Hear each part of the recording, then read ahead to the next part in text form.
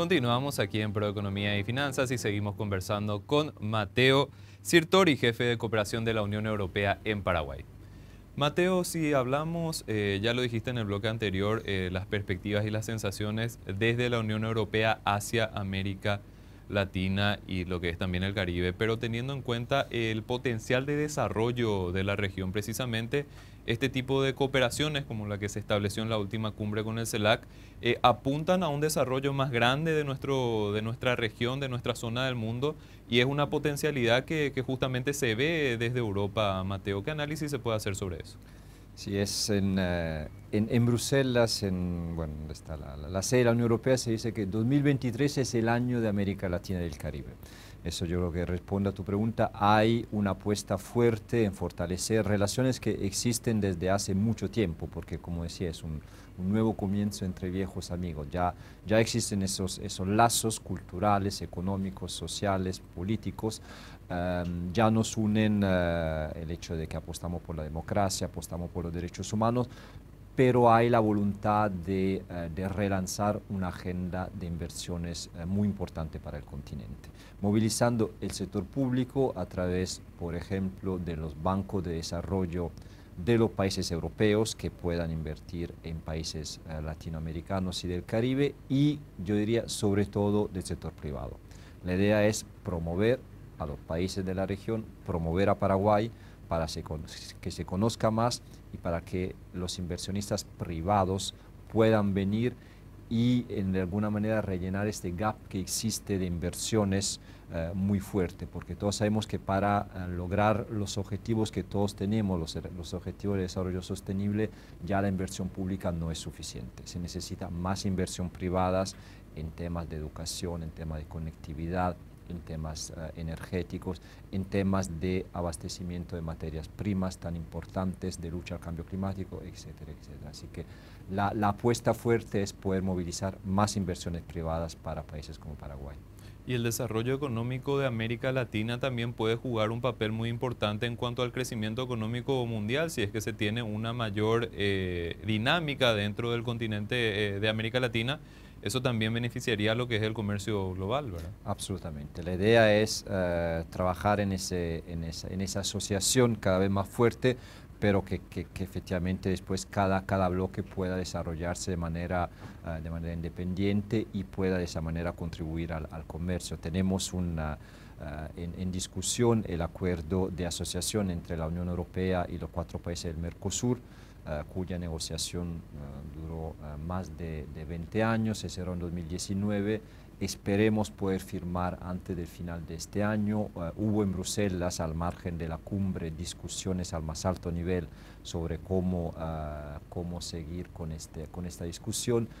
Y ese es un ejemplo de cómo esa unión, esta asociación, en ese caso en temas comerciales, puede hacernos más fuertes los dos lados.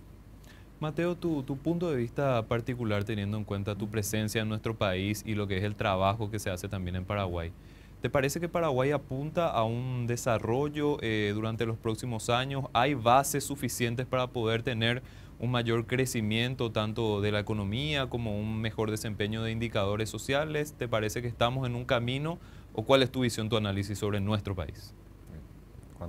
¿Cuánto tiempo tengo para contestar a esta pregunta? No, yo creo que sí hay, las bases existen claramente, la agenda existe, una agenda que, repito, en muchos puntos una agenda común. Todos sabemos la grande ventaja de Paraguay, la solidez macroeconómica, digamos, la estabilidad política, y es por eso que estamos apostando por un país como Paraguay. Hay cuestiones que yo creo que sí hay que trabajar en Paraguay como en otros países.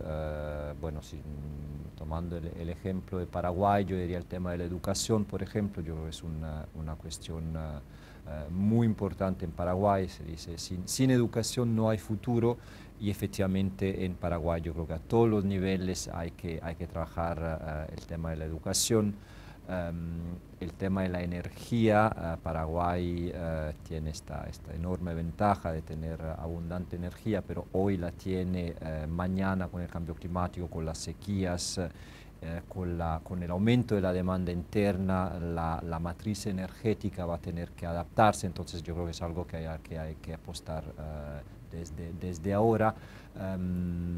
El capital humano, yo diría en general, invertir cada vez más en mejorar el capital humano de Paraguay, que existe, por supuesto, pero donde siempre se puede hacer mejor para que los datos que nos dicen que hay mucho interés en Paraguay de potenciales inversionistas se puedan traducir en efectiva inversión directa extranjera, porque cuando vemos los datos publicados por la CEPAL, por ejemplo, últimamente, efectivamente, Paraguay en términos de efectiva inversión en el país puede mejorar y tiene que mejorar.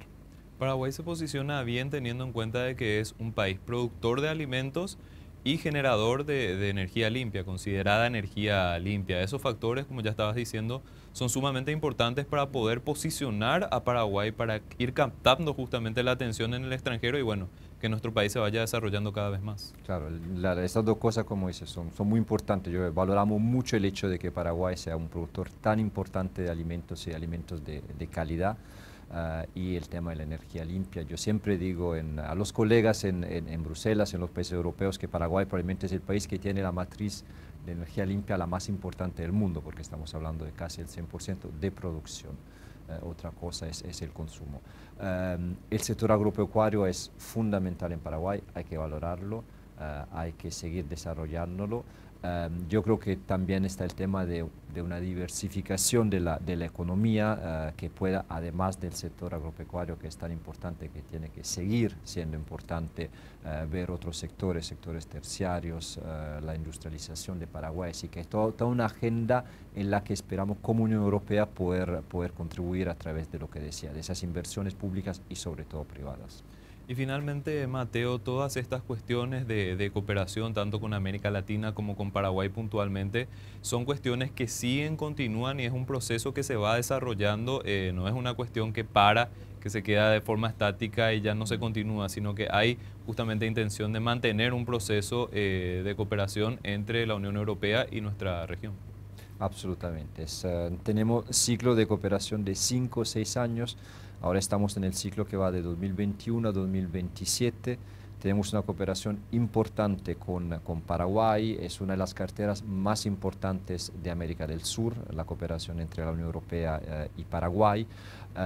Y trabajamos en dos grandes áreas. Una es la que llamamos la economía verde, una economía más sostenible, más eficiente en temas de preservación de bosques, en temas de producción sostenible, de apoyo al sector productivo. Y el otro área es el tema de la lucha contra las desigualdades, lo que decía antes, trabajar en educación para darles a todos los paraguayos más oportunidades de un desarrollo verdadero, trabajar en temas de protección social, de empleo, de formalización del empleo, todos temas que yo creo interesan directamente al sector productivo, que es tan importante. Así que sí, llevamos más de 30 años cooperando con Paraguay, seguimos cooperando y vamos a seguir cooperando en los temas que nos diga el mismo Paraguay, porque es importante resaltar el hecho de que aquí no estamos hablando de una cooperación que está condicionada o que tiene su propia agenda, estamos hablando de las prioridades de un país soberano como Paraguay, que le dice a la Unión Europea: necesito mejor educación, necesito ampliar mis líneas de transmisión eléctrica, necesito cooperación para luchar contra el narcotráfico. Y ahí estamos para poder efectivamente ayudar en esos temas. Mateo, quiero resaltar más puntualmente lo que hablaste del tema de las desigualdades. Me parece que Paraguay avanzó muchísimo en esa materia de reducción justamente de las desigualdades, pero todavía hay muchísimas cuestiones por hacer, ya lo mencionabas, y bueno, también la cooperación de la Unión Europea será fundamental para ir dando pasos hacia adelante. Sí, no es un caso único el de Paraguay, hay muchos otros países de la región de América Latina donde efectivamente hemos visto una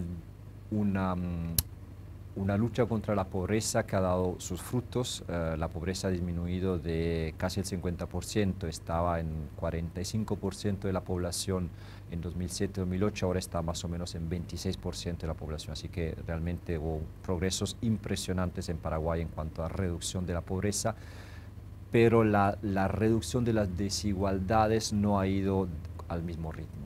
Entonces, efectivamente, existen todavía desigualdades importantes en Paraguay como en otros países de la región. Y todos los estudios nos dicen claramente que ese es un factor, es un obstáculo importante al mismo desarrollo económico. Ya no es una cuestión solamente social o de justicia social, es cuantas más desigualdades, cuanto más obstáculo al desarrollo económico. Así que por eso estamos acá. El tema de educación yo creo que es uno de los conductores a una mejor igualdad muy importante. El acceso al empleo, la formalización, la educación técnica y profesional, más oportunidades para hombres y mujeres, más igualdad de oportunidades para los hombres y las mujeres. Son todos temas que pueden ayudar a un Paraguay más igual y entonces a un desarrollo también más inclusivo y más sostenible desde el punto de vista económico. Mateo, te agradecemos muchísimo tu tiempo, tu análisis. Esperamos contar contigo nuevamente en este espacio. Un gusto, Eduardo. Muchas gracias.